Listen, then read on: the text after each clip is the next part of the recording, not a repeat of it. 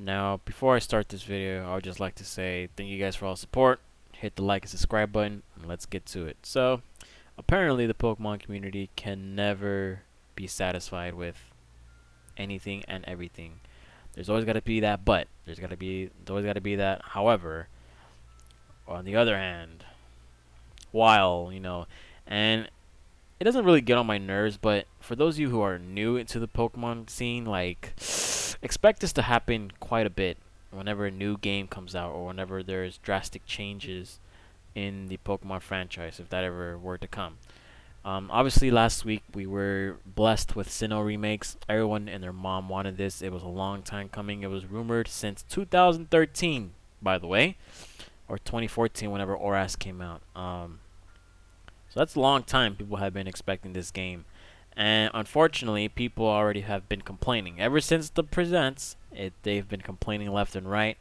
People have been talking about, mostly in regards to Brilliant Diamond and Shining Pearl, the graphics. Now, I will talk about Pokemon Legends Arceus because there are also complaints there too, but those complaints are more justified, and I will get to them after this. So, a lot of people have been complaining about the art style of the game, and honestly, I think the art style is fine just as how it is. Chibi style is pretty like popular among games that indeed have came up with remakes.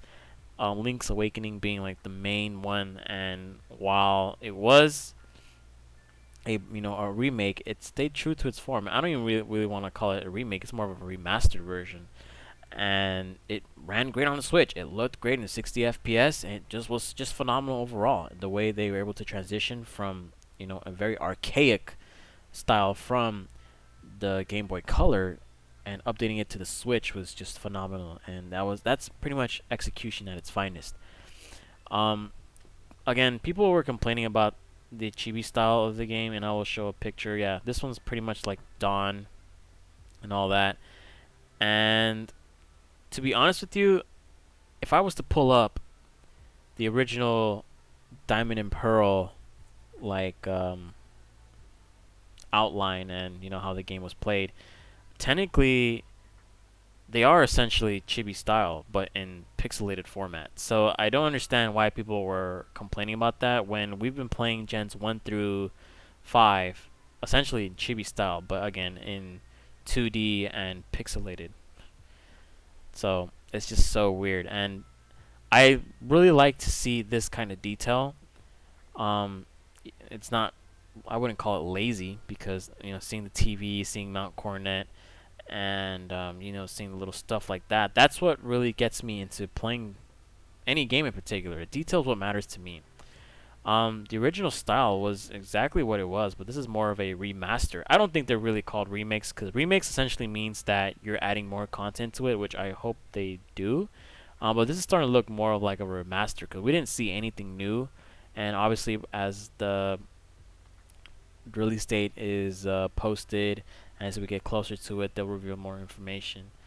Um, but yeah, a lot of people have been complaining on Twitter, everywhere, Facebook. I mean, everywhere, even on the official Presents page. Um, People just complaining, and this is not something new with the Pokemon community. This has been going on whenever there's a Pokemon release, and the complaints have pretty much been prominent up and like starting, I believe, Gen 4. Where they complained about the speed of the game. Then Gen 5 was the design of the Pokemon. Gen 6 was the lack of content, which that was a little justified there. Gen 7 was, again, the lack of content and the continuity of making full-on blown games to play again, do the same story for $40 more. And then we had Gen 8, which essentially that was the boiling pot that spilled over and was very chaotic. Um, the Pokemon fan base is pretty hard to essentially satisfy because one, they'll blame it on Game Freak, which in an essence, while Game Freak is always seen as a scapegoat, and I am very hard on them, I press on them a lot in regards to game development and quality of life changes. Game Freak does take certain blame because now of the fiasco from Gen 8, that door has opened for the fan base to essentially attack them for like anything that they do. People will not be satisfied whatsoever, and I think that these remasters of I'm sorry, Diamond and Pearl are phenomenal. People are complaining that they were complaining that these were not in Gen 8 art style. Like, but weren't y'all complaining about Gen 8 how it's like very bare when it comes to the art style, like the corridor kind of art style where you only see stuff as you move along. There's no ray tracing in Nintendo Switch or anything, but people just seem to forget that, oh yeah, Gen 8 was bad. Other people, yeah, Gen 8 art style was pretty good. No, it was not. That's just recency bias. That's pretty much what it is. And I know this video might, piss some people off, but I'm not talking specifically whether the games are bad or not, but the fact that people are already making these very crazy ass opinions for a game that they have not played yet, because from what my experience, looking at a game, reviewing a game, and playing it are like three completely different fields. Reviewing it means that you actually looked at the game, you actually played it. Playing the game is that you actually got your hand on a physical copy or digital, and you just played throughout the entire to its completion. And then looking at it is like a presentation. It's three completely different fields.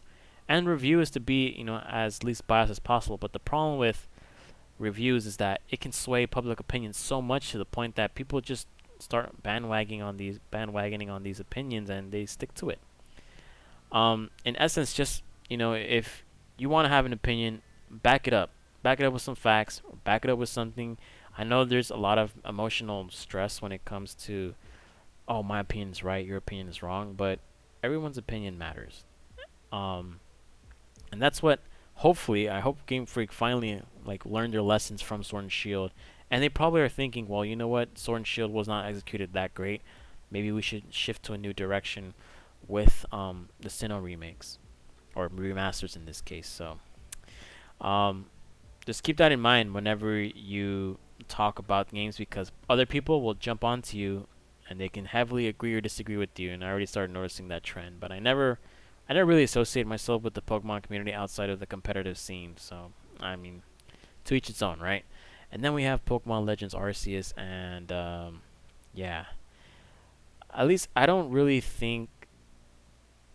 Okay, here it is. So people saying this is a pretty good example right here, and I'm gonna show the replies here because yeah.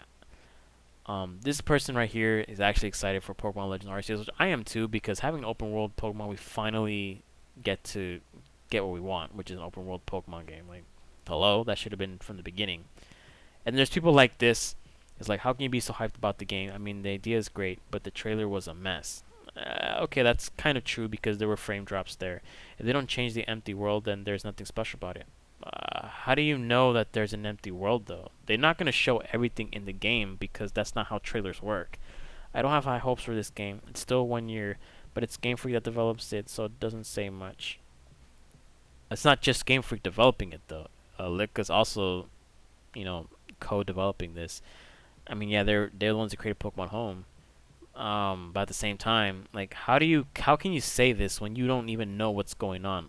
Empty world? What does that even mean? You did not play the game, did you? That's just stuff like that is what infuriates me. When putting other people's opinions down just because for something that they cannot even support. How do you know that how it's empty? Just because the trailers, obviously this footage is not final. In both presentations, it literally states that the footage isn't final. So they're still working on it. I mean, what's going on right there, So a lot of stuff that people need to watch out for. And obviously, they're hyping it up because they're taking a change in the formula, which makes sense. And,